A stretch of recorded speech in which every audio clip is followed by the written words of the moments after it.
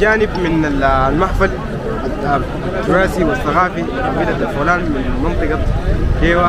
نحن الآن أمام منصة موسى يتحدث منها السيد المحافظ والسيد حاكم إقليم النيل الأزرق مع الأخ والزميل الإعلامي البكري المشهور ببكري ديوة. وما شاء الله يعني الحضور عنيف. بكري ديوة حضور ما شاء الله، حضور كثيف من الفولان وحضور عنيق. نتمنى انه جميع الفولان يتوحدوا، كلمتهم تكون واحده معا للتعايش السلمي. نعم التعايش السلمي لا للفريه ولا للفريه لا للفريه. شوبش شوبش شوبش شوبش. بسم الله الرحمن الرحيم والصلاه والسلام على اشرف الانبياء والمرسلين سيدنا محمد وعلى اله وصحبه اجمعين. نحن الان في فريق مع التراث بتاع اهلنا الفلاته اللي هم الفلاته الويله او الامبررو. ونحن زي ما قال نتعرف عليهم. السلام عليكم.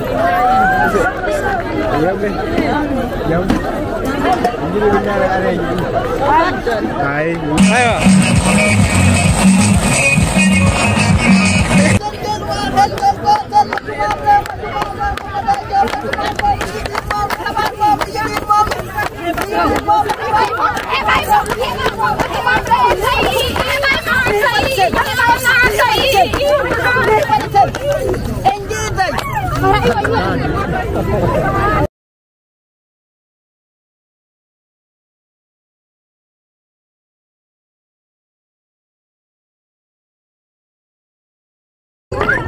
Ene fawo ibe ganyi. Ana fa onjida min keti ase onjida ni mataka pijo.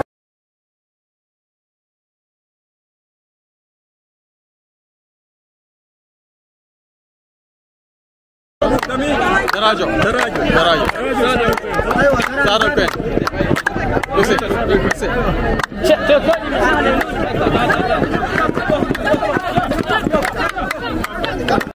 هاي بصي بصي هاي ما ديانتي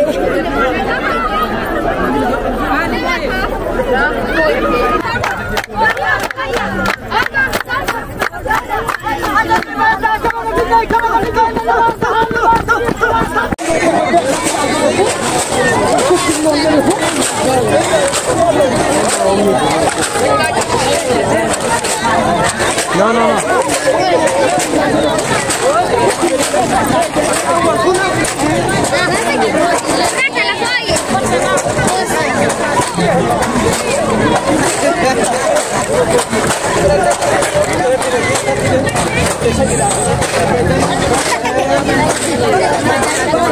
Oh, di jemput itu.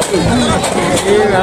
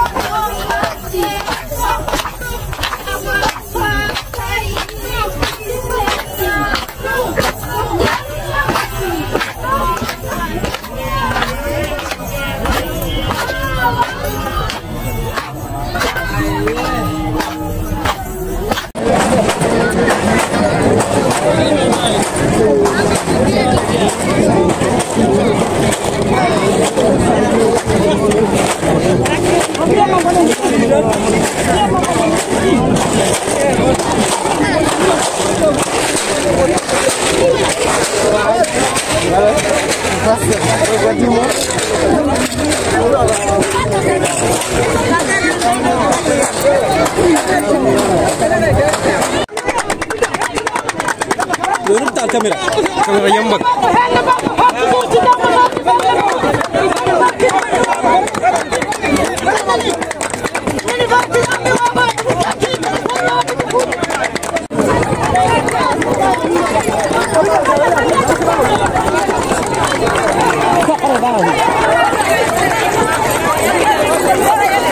جانب من التراث الثقافي في قرية ديوة أبناء الويلة ويعدون الرقصات الشعبية المألوفة لدينا في رقصة الويلة اللي هي رقصة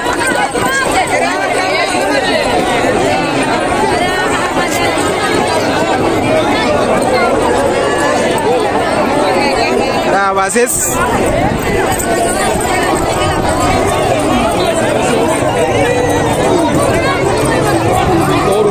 Sadam koyen bamobe toru fulbe sadam koyen bamobe dami yetedi daraji daraga use sadam koyen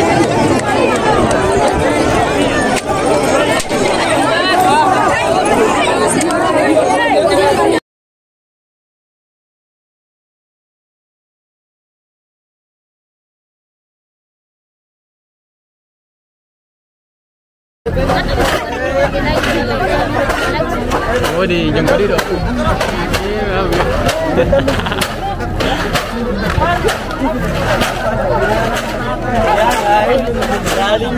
Malam.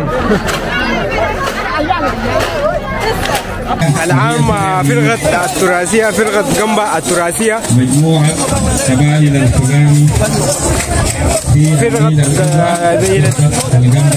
فرقة جنبا التراثية تستعرض تراثها الآن أمام الحاضرين من ميدان قرية ديوة اللي هي قبيلة الفلاتة من منطقة ديوة. فرقة الجنبا تستعرض تراثها الأنيق التراث الفلاني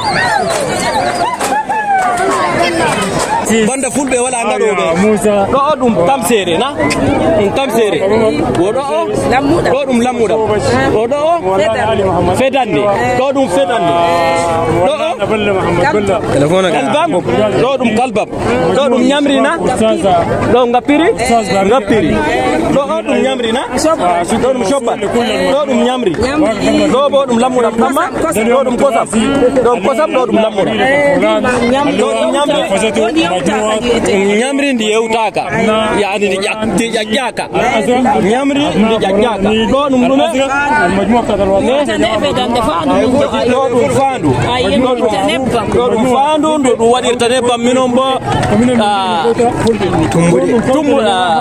tumbure dum jonjata يلا المشايخ يوتك من ما شاء الله do bakahi do mshenge do dum bakahi do ma dum tumbure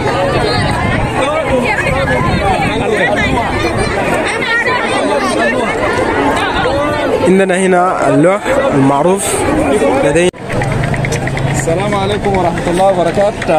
لين الفولبة من شيء من هون ونجارما فولبة توني فولبة السودان فولبة أفريقيا نفات ماذا دو هندي هاوتور دو هذا فولبة دو يورو نيته يورو ديوا يوم 28 واحد كوتل منتدى فولان النيل الأزرق كوتل فولبة السودان نيل الأزرق دمازين يدو يورو ديوا والله والله فولبة كوتا جمجاه يسوع يدو يعني موفقل أرني وال جدا موفقل الخرطوم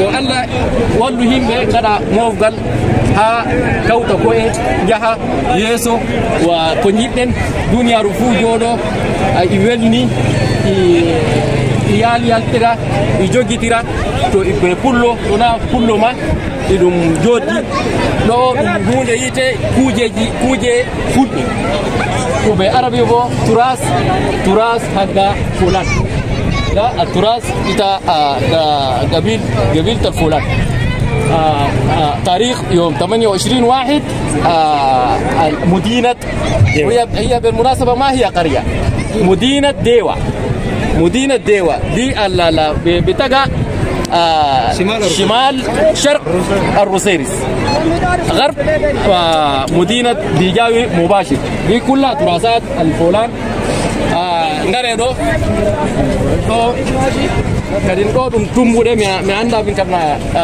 mi anda ko assalamu alaikum do dum tumbude masha Allah do bo dum tasaje pat ma jumna dum ko ra jere ma tasaje ngete ay masha Allah tumbude tumbude مساحة الناس tumbude مساحة orobo dum musawir ya fulful dum ma dum tasaje ni kana dum عشان هو دي مساحة قد ما جت ممتازة صوبات ولا زين حاجة لا الحمد لله ما شاء الله بنقول له إداجي حاجة فول بي يعني هو ده هي ده فول ولوبو هيجي غامي فول بي نا غامي فول بي تان يعني دو موغل ورجيوا اللهم